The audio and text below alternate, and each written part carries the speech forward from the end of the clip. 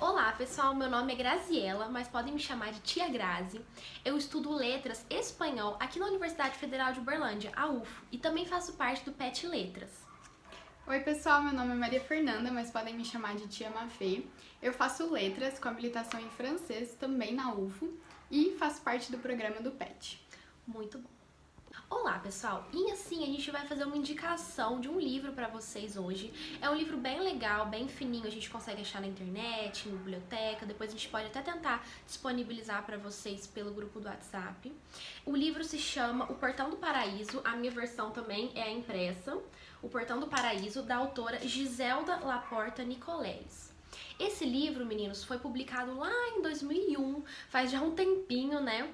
E foi publicado porque ele retratou um período que aqui no Brasil foi muito marcante. O que aconteceu? Em 2001, muitas meninas menores de idade, bem novinhas, antes de terem seus 16 anos, elas engravidaram. E muitas vezes por não terem acesso à informação. Então a autora, a Gisele, decidiu fazer esse livro para alertar as meninas, os meninos, para alertar os pais, os professores, com uma conscientização da gravidez e também de possíveis doenças, né?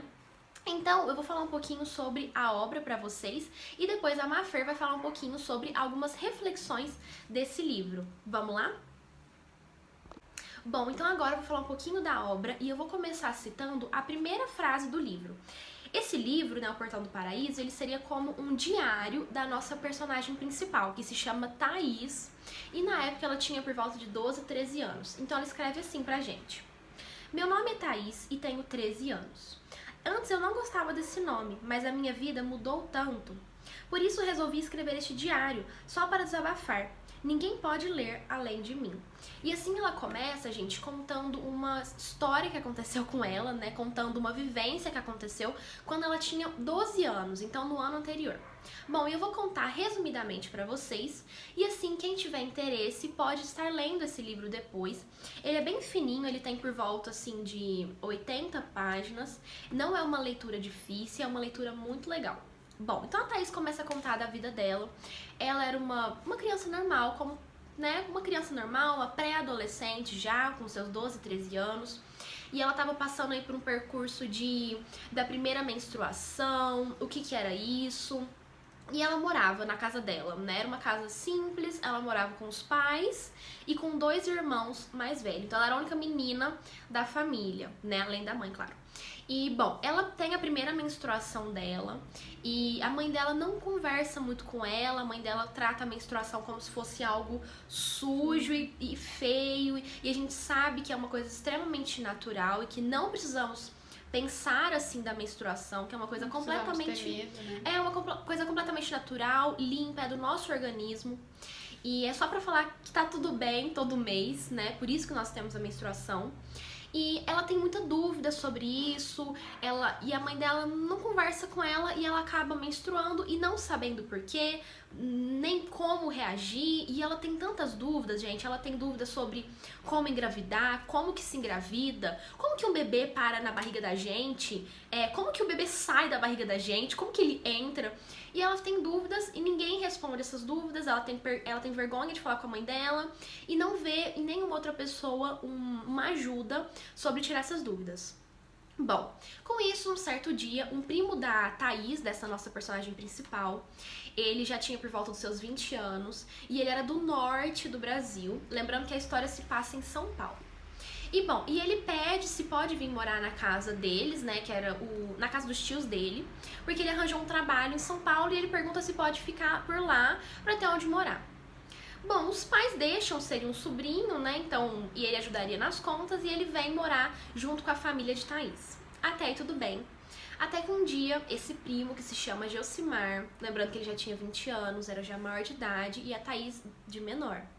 E ele começa a olhar a Thaís com outros olhos, ele começa a olhar o corpo dela, ele começa a insinuar situações. E a Thaís fica muito sem graça, a Thaís não sabe o que tá acontecendo, ela não sabe o que tá sentindo, porque querendo ou não, ela nunca teve contato com esse primo, e ela começa a entrar num jogo assim de ficar perdida, ela não consegue entender o que está acontecendo e ela começa a se apaixonar por ele. Até que um certo dia, ela vai pra escola, tá muito perdida ainda nas ideias, e uma pessoa começa a se preocupar com ela, a diretora da escola, a dona Márcia. E a dona Márcia fica preocupada, vê que a Thaís tá muito avoada, quer tentar conversar, mas a Thaís fica muito tímida e não conta nada pra dona Márcia. Bom, certo dia a Thaís volta da escola e lembrando que às tardes ficavam somente a Thaís e o Gelsimar na casa, porque os pais trabalhavam, os irmãos acho que estudavam e acabavam ficando só os dois sozinhos, porque o Gelsimar trabalhava só à noite. E numa dessas tardes, o Gelsimar, ele meio que encurrala a Thaís, assim, pra beijar ela, até de um certo modo forçado. A Thaís era muito nova, não sabia o que falar, tava um pouco confusa com seus sentimentos e se deixa levar. E ela beija o Gelsimar e também ela perde a sua virgindade, né? E pra ela isso é muito estranho, porque ela não sabe o que é isso, na verdade. Ela não sabe o que eles estão fazendo, ela não sabe qual que foi o ato, ela fica até perdida, ela não sabe o que é aquilo.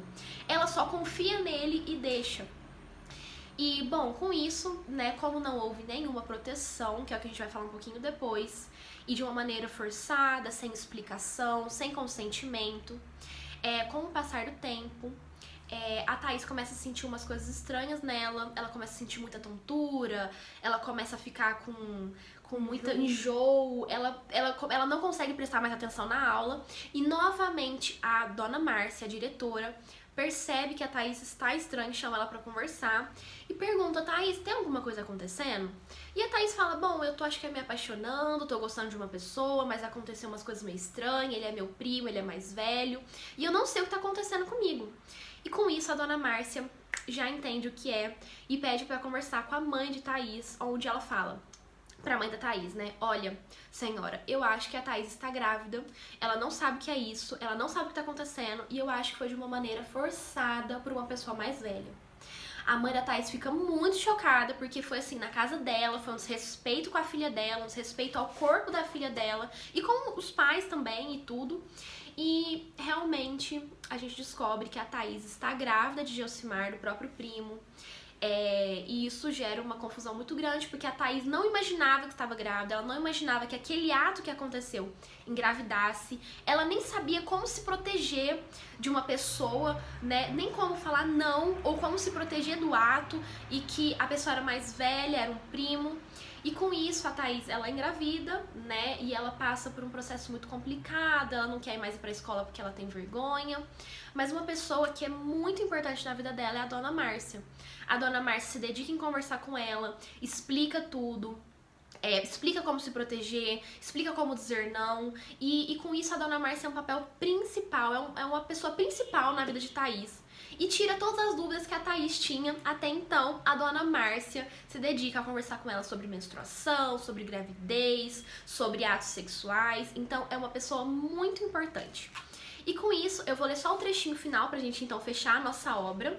Porque como o livro se chama O Portão do Paraíso, a gente fica se perguntando: mas que paraíso é esse, né? Tanta coisa de complicada aconteceu na vida da Thaís.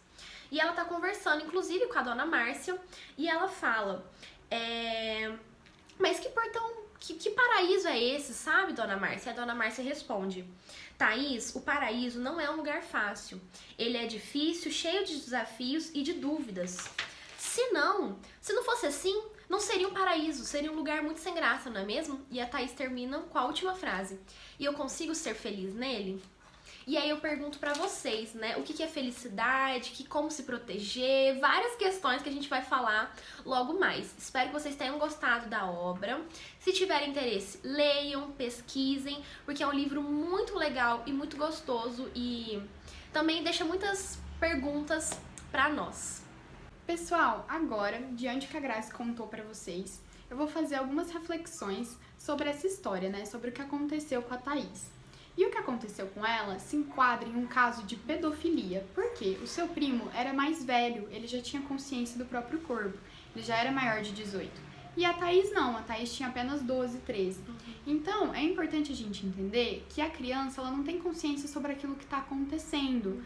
E, principalmente, ela não tirava as dúvidas dela. A mãe não explicava diretamente aquilo que poderia acontecer com a menstruação, o que poderia vir a ser. Então, é importante a gente entender que a pedofilia é um crime ok? E ele deve ser denunciado. Como que a gente pode denunciar a pedofilia? Existe o Disque 100, que é um disque que a gente pode ligar, que é o Proteja Brasil, né, que é um canal de denúncia e proteção da criança e do adolescente. E é um canal que você pode prestar queixa sobre abuso. E qualquer pessoa pode ligar, seja você que sofreu o abuso, seja o adulto que está vendo a situação. E ele funciona das 8 às 10 da noite. A gente também tem o Disque 180, que é o disque principal para as meninas, para as mulheres que foram abusadas, tanto crianças quanto adultas. E o Disque 180, ele é direcionado às mulheres porque é importante a gente reconhecer que as meninas, né, infelizmente, são as mais afetadas pelo abuso. Infelizmente, o corpo da mulher é muito sexualizado ainda hoje em dia e a gente tem esse número específico para as meninas.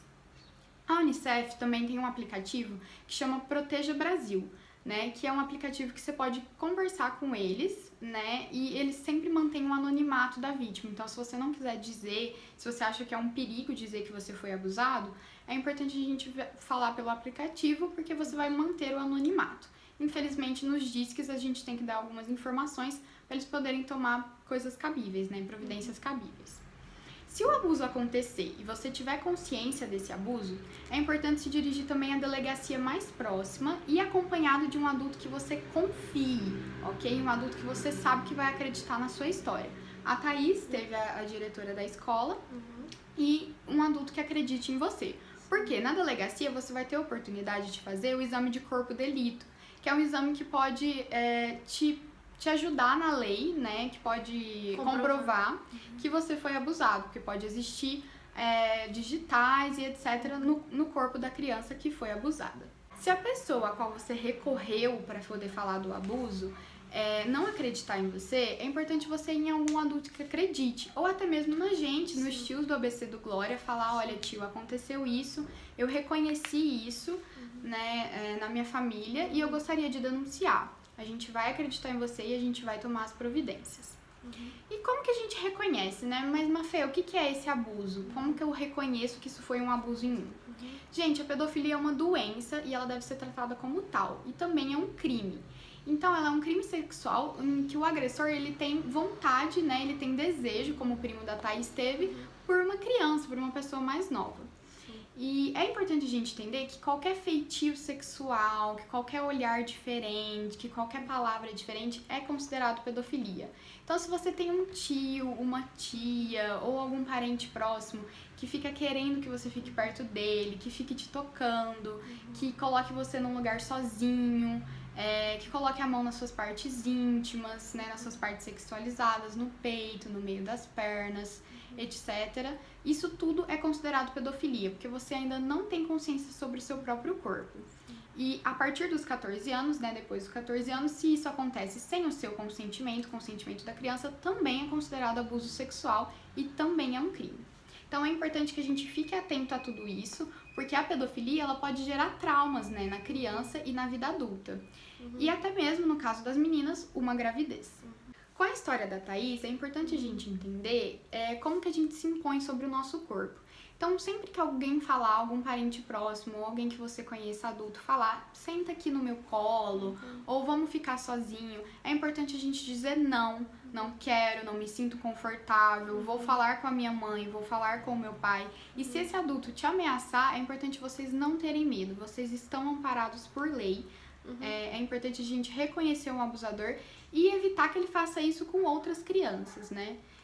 Gente, o nosso corpo é a nossa propriedade. Como a Grazi falou, a Thaís infelizmente sofreu isso e é importante a gente falar sobre isso na literatura, que é uma coisa que a gente estuda no curso de letras, pra gente poder reconhecer. O nosso corpo vai acompanhar a gente pro resto da vida, né? A gente cresce, ele muda, mas ele vai acompanhar a gente pro resto da vida.